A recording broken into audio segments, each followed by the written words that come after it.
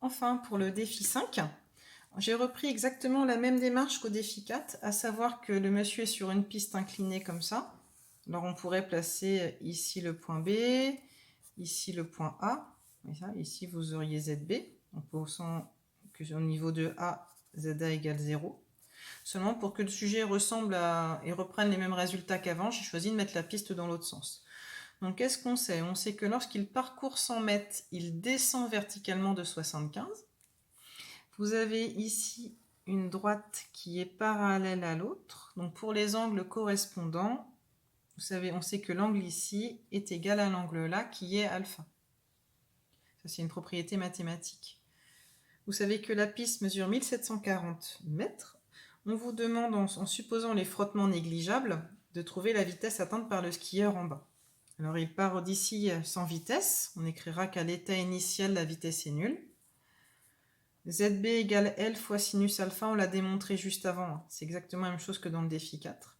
On cherche la vitesse à l'arrivée au point A, sachant qu'on a posé que ZA est égal à 0.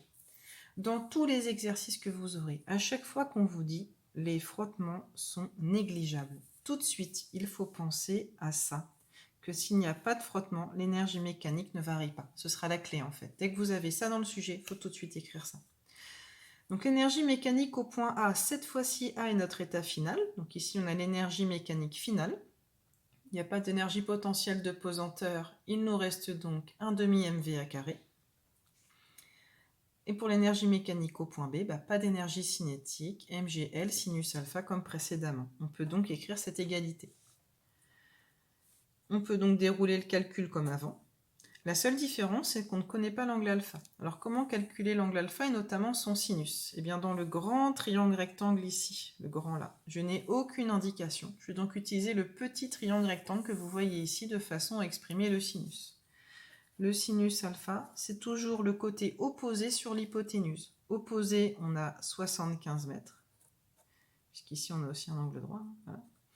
Et sur l'hypoténuse, qui ici fait 100 mètres. C'est la raison pour laquelle, dans votre calcul ici, 0,75, j'ai fait 2 fois 9,81 fois 1740 fois 0,75, et ça m'a donné 160 mètres par seconde, soit presque 600 km/h. Que pour passer de mètres par seconde à km/h, on multiplie par 3,6. Alors évidemment, personne n'atteint 600 km/h, d'où la remarque à la fin. C'est toujours irréaliste, c'est toujours faux, ces modèles-là. La vitesse est largement surestimée parce qu'encore une fois, les frottements ont été négligés. C'est la remarque qui est habituelle. Voilà, en espérant que ce soit un peu plus clair au format vidéo qu'en visio.